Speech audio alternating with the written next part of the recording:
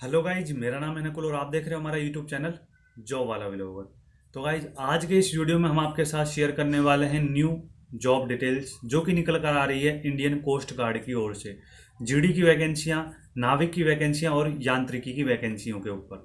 तो आज के इस वीडियो को आप कंप्लीट देख लीजिए, आपको इस वैकेंसी के बारे में पूरी जानकारी दी जाएगी इस वीडियो के माध्यम से। शुरू से लेकर लास्ट तक देखते रहिए। उसके साथ ही अगर आप यूट्यूब पर हमारे वीडियो को फर्स्ट टाइम देख रहे हो, हमारा वीडियो आपको अच्छा लगता है, नॉलेजेबल लगता है, तो हमारी वीडियो को आप लाइक शेयर कर देना। लाइक शेयर करने से हमारा मोटिवेशन बढ़ता है। उसके साथ ही आप हमारे यूट्यूब चैनल को यहाँ से सब्सक्राइब जरूर कर लेना और बेल नोटिफिकेशन को भी प्रेस कर लेना, ताकि हमारे वीडियो का सबसे पहले नोटिफिकेशन आप तक पहुंचे और आप उससे बेनिफिट ले सकें। चलिए, विदाउट वेस्टिंग टाइम वीडियो करते हैं start. Whenever your heart is broken, don't ever forget your goal. तो गाइज, बात कर लेते हैं डिपार्टमेंट की। तो इंडियन कोस्ट गार्ड की तरफ से ये वैकेंसियां जारी हो गई हैं। इसका ऑफिशियल नोटिफिकेशन 2020 के अंदर ही आ चुका था और आज ये ऑनलाइन हुई पड़ी हैं ये वैकेंसियां। तो आज बात करने वाले हैं, टोटल डिटेल आपको मैं देने वाला हूँ इस वीडियो के माध्यम से। तो इंडियन कोस्ट गार्ड की ये वैकेंसियां हैं, जिसमें जीडी की वैकेंसियां हैं, नाविक की वैकेंसियां हैं और डीबी की वैकेंसियां हैं, और उसके अलावा फिर ये यांत्रिकी वैकेंसियां हैं। तो जो 10th पास हैं, 12th पास हैं और उसके अलावा डिप्लोमा किया हुआ है इलेक्ट्रिकल, मैकेनिकल या इलेक्ट्रॉनिक्स, तो वो सभी इसके लिए एलिजिबल हैं। तो इस वीडियो को आप कंप्लीट देखिए, पूरी जानकारी आपको दी जाएगी। तो गाइज, बात कर लेते हैं पहली पोस्ट के ऊपर कि पोस्ट इसमें कितनी रहने वाली हैं। तो जो पहली पोस्ट है वो है नाविक की, और उसमें डीबी की वैकेंसियां हैं पहली, यानी डोमेस्टिक ब्रांच की वैकेंसियां हैं, जिसमें मात्र आपको 10th पास जितने भी कैंडिडेट हैं वो सभी इसमें फॉर्म अप्लाई कर सकते हैं। और अब दूसरी पोस्ट है, उसके ऊपर बात कर लेते हैं, जो है नाविक की जीडी की वैकेंसियां, यानी जर्नल ड्यूटी की वैकेंसियां, जिसमें जो एजुकेशन क्वालिफिकेशन मांगी गई है वो लगभग 10th+2 मांगी गई है। आपने फिजिक्स मैथ से आपने 12th की हो 60% मार्क्स के साथ, तो आप इसमें फॉर्म अप्लाई कर सकते हैं। अब जो तीसरी वैकेंसी है वो है यांत्रिकी की। तो यांत्रिकी में आपने डिप्लोमा किया हो 10th के बाद, इलेक्ट्रिकल से किया हो, मैकेनिकल से किया हो या इलेक्ट्रॉनिक से किया हो, तो आप इसमें फॉर्म अप्लाई कर सकते हैं। अगर आपने इसकी जो परसेंटेज है वो भी लगभग 60 तो मिनिमम रहनी ही चाहिए, और मान्यता प्राप्त विद्यालय से आपने ये डिप्लोमा किया हो, तो आप इसमें फॉर्म लगाने के लिए एलिजिबल हो। बात कर लेते हैं इसकी अलग कुछ जानकारी के बारे में। इसकी अब पहले हम बात कर लेते हैं सैलरी के ऊपर कि सैलरी इसमें क्या रहने वाली है, कौन कौन सी वैकेंसी के ऊपर। तो गाइज, इसमें जो नाविक जीडी की वैकेंसियां है उसकी जो सैलरी है लगभग वो 21,700 रुपये से लेकर है, और जैसे आप इसमें कार्य करते हो वैसे वैसे आपकी इंक्रीज भी होती रहेगी, और इसमें टीए डीए प्लस एचआर भी आपका इंक्लूड होगा। तो गाइज, अब दूसरी जो वैकेंसी है उसके ऊपर बात कर लेते हैं, उसमें आपकी सैलरी क्या रखी जाएगी। तो जो यांत्रिकी जो वैकेंसी है, चाहे आप इलेक्ट्रिकल से हो, मैकेनिकल से हो या फिर इलेक्ट्रॉनिक से हो, तो उसकी जो सैलरी है वो लगभग 29,200 रुपये के लगभग रहने वाली है, और उसमें TA plus DA plus HR ये भी इंक्लूड हो जाएगा, और ये आपकी इंक्रीज ही होगी। जैसे जैसे आप इसमें कार्य करते रहते हो आपकी सैलरी इंक्रीज होती रहेगी। गाइज, अब बात कर लेते हैं इम्पोर्टेंट डेट्स क्या हैं इस वैकेंसी की, यानी आप कब से कब तक फॉर्म अप्लाई कर सकते हो। तो इसका ऑफिशियल नोटिफिकेशन 2020 के अंदर ही आ चुका था दिसंबर में, और इसका जो ऑनलाइन फॉर्म है वो 5 जनवरी 2021 से चालू हो चुका है, और उसके बाद ये 19 जनवरी 2021 तक इसका फॉर्म है जो ऑनलाइन रहेगा, उसके बाद फिर ऑफलाइन हो जाएगा। तो आप इसे समय से पहले ही भर लेना। तो गाइज, अब बात कर लेते हैं एज लिमिट की। आप नाविक जीडी के लिए वैकेंसी के लिए अप्लाई कर रहे हो 1 अगस्त 1999 से लेकर और 31 जुलाई 2003 तक, अगर आपका इसमें इसके बीच में अगर आपका जन्म हुआ है तो आप इसमें फॉर्म अप्लाई कर सकते हो।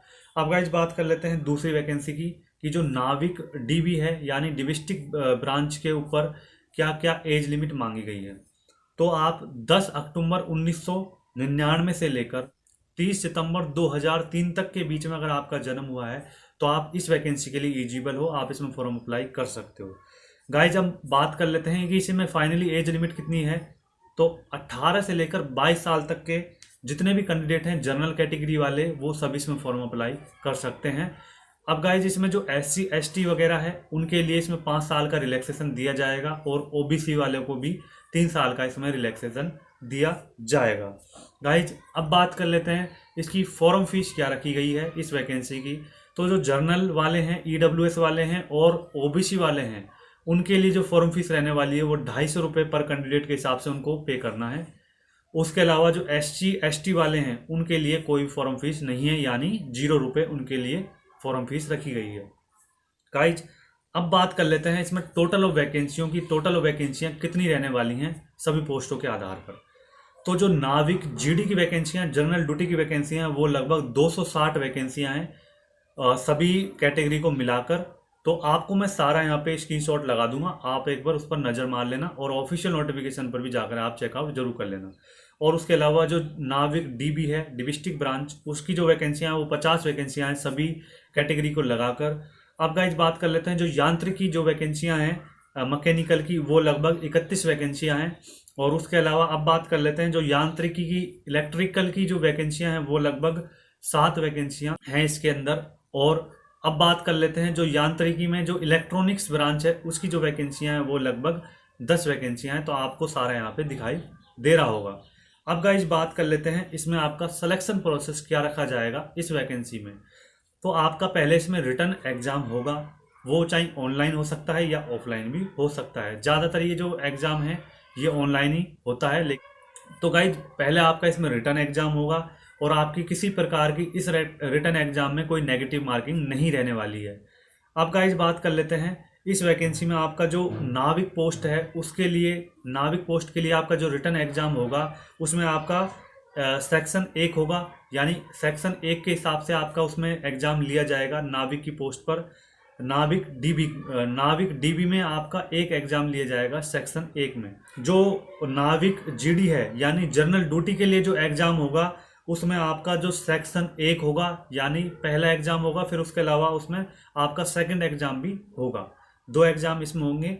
अब गाइस बात कर लेते हैं जो यांत्रिकी इलेक्ट्रिकल ब्रांच में है तो उसमें भी आपका एक सेक्शन फर्स्ट का एग्जाम होगा, उसके अलावा आपका सेक्शन 3 का भी एग्जाम उसमें होगा। आपको शो करा दूंगा मैं यहाँ पे सारी डिटेल, आप चेकआउट जरूर कर लेना। उसके अलावा जो मैकेनिकल यानी यांत्रिकी में जो मैकेनिकल ब्रांच है उसका भी सेक्शन 1 का एग्जाम होगा और सेक्शन 4 का एग्जाम होगा। और इसी प्रकार से जो इलेक्ट्रॉनिक्स है उसका भी सेक्शन 1 प्लस सेक्शन 5 का एग्जाम भी होगा, यानी 2 एग्जाम देना होगा। अब बात कर लेते हैं जो पहला सेक्शन का एग्जाम है उसमें क्या क्या रहने वाला है। तो आपको मैं शो करा दूंगा सारा डिटेल इधर साइड। तो पहला सेक्शन होगा उसमें आपके जो टोटल मार्क्स रहने वाले हैं वो आपके 60 मार्क्स का क्वेश्चन पेपर आएगा और उसमें आपके 60 ही क्वेश्चन रहने वाले हैं। और आपको जो समय दिया जाएगा वो 45 मिनट का समय दिया जाएगा। और अब बात कर लेते हैं कि आपका सिलेबस क्या रहने वाला है उस एग्जाम का। तो आपका 15 नंबर का इंग्लिश का पेपर आएगा, उसके अंदर मैथ का 20 नंबर का पेपर आनेगा, रीजनिंग 10 नंबर की आएगी, जीके 5 नंबर की आएगा, साइंस है वो 10 नंबर की आएगी। तो टोटल मिला के आपके 60 क्वेश्चन हो जाते हैं। तो सेक्शन 1 आपको क्वालिफाई करना होगा। फिर इसके अलावा जितने भी ये अलग हैं उनमें भी आपको सेक्शन 1 का एग्जाम देना होगा। उसके अलावा आपका सेकंड एग्जाम भी होगा। सेक्शन 2 वाला एग्जाम हो उसमें क्या रहने वाला है, तो इसमें आपके जो मार्क्स रहने वाले हैं वो 50 नंबर मार्क्स रहने वाले। टोटल क्वेश्चन भी आपके इसमें 50 ही रहने वाले हैं। और समय आपका जो दिया जाएगा 30 मिनट का आपको समय दिया जाएगा। और अभी बात कर लेते हैं इसमें सिलेबस क्या रहेगा आपका। मैथ रहेगी और उसके अलावा फिजिक्स रहेगी, 25 नंबर की ये दोनों सब्जेक्टें रहेंगी।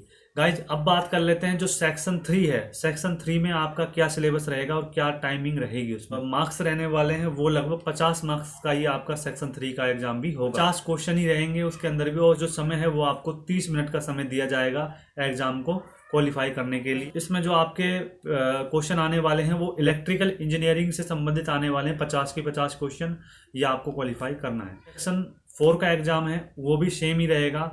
30 मिनट का आपको समय दिया जाएगा, 50 क्वेश्चन ही रहने वाले हैं। उसके अलावा जो मैकेनिकल इंजीनियरिंग है उसके अंदर के ही वो 50 क्वेश्चन आने वाले हैं। कंप्लीट मैकेनिकल इंजीनियरिंग आने वाली है।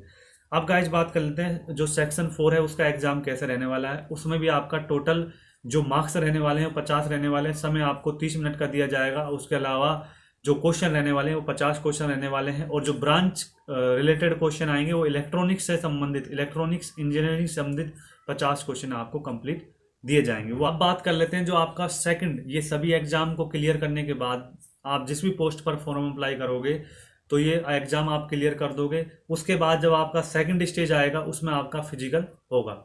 फिजिकल में आपसे क्या फिजिकल कराया जाएगा, आपका हाइट मेजरमेंट किया जाएगा, चेस्ट मेजरमेंट किया जाएगा।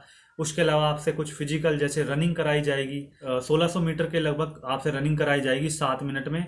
20 उठक बैठक कराए जा सकते हैं, 10 पुशअप्स कराए जा सकते हैं। तो ये आपका फिजिकल क्राइटेरिया हो जाता है। अब गाइस बात कर लेते हैं मेडिकल और डॉक्यूमेंट वेरिफिकेशन की। जो तीसरा स्टेज होगा उसके अंदर आपका जो है डॉक्यूमेंट वेरिफिकेशन हो सकता है और मेडिकल भी हो सकता है। तो ये दोनों प्रोसेस एक साथ भी हो सकते हैं या अलग अलग भी हो सकते हैं। तो पहले हम कह सकते हैं कि डॉक्यूमेंट वेरिफिकेशन हो सकता है। उसके बाद फिर फाइनली आपको अपने डॉक्यूमेंट लेके आने हैं और अपना डॉक्यूमेंट वेरीफाइड कराने हैं। उसके अलावा फिर जो हमारा चौथा स्टेज होगा उसमें आपका क्या होगा कि आपको मेडिकल टेस्ट के लिए बुलाया जाएगा, आपका कंप्लीट बॉडी चेकअप किया जाएगा और अगर आप उसमें फिट हो जाते हो तो फिर उसके आधार पर एक मेरिट आपकी बनाई जाएगी। अब गाइज बात कर लेते हैं, फिर आपका फाइनली इसमें सिलेक्शन दिया जाएगा। अब बात कर लेते हैं कि इसमें जो एग्ज़ाम डेट कब से कब तक रह सकती है, दिया हुआ है इसका ऑफिशियल नोटिफिकेशन, उसमें भी आप चेकआउट कर लेना। तो इसका जो फर्स्ट स्टेज यानी फर्स्ट सेक्शन का इसका जो एग्ज़ाम होगा वो लगभग मार्च 2021 के लगभग, ये जिस भी पोस्ट के लिए आप फॉर्म अप्लाई करोगे तो मार्च के लास्ट में या स्टार्टिंग में ही ये एग्ज़ाम हो सकता है 2021 में। और जो सेकंड स्टेज का जो एग्ज़ाम होगा वो लगभग मई के एंड में या स्टार्टिंग में हो सकता है 2021 तक। और जो लास्ट 3 स्टेज का एग्ज़ाम होगा वो लगभग अगस्त में हो सकता है 2021 के लास्ट में या एंड में। तो कंप्लीट डिटेल में मैंने आपको वीडियो बना दिया है और इसका ऑफिशियल नोटिफिकेशन का जो लिंक है वो मैं डिस्क्रिप्शन में डाल दूंगा, आप एक बार चेकआउट जरूर कर लेना फॉर्म अप्लाई करने से पहले। तो गाइज ये इसके बारे में मैंने पूरी डिटेल दे दी है आपको इस वैकेंसी से रिलेटेड। अगर हमारा वीडियो आपको अच्छा लगा हो, नॉलेजेबल लगा हो तो हमारे वीडियो को आप लाइक शेयर कर देना। उसके साथ ही आप हमारे यूट्यूब चैनल को यहाँ से सब्सक्राइब जरूर कर लेना और बेल नोटिफिकेशन को भी प्रेस कर लेना ताकि हमारे वीडियो का सबसे पहले नोटिफिकेशन है जो आप तक पहुँचे और आप उससे बेनिफिट ले सकें। Thank you.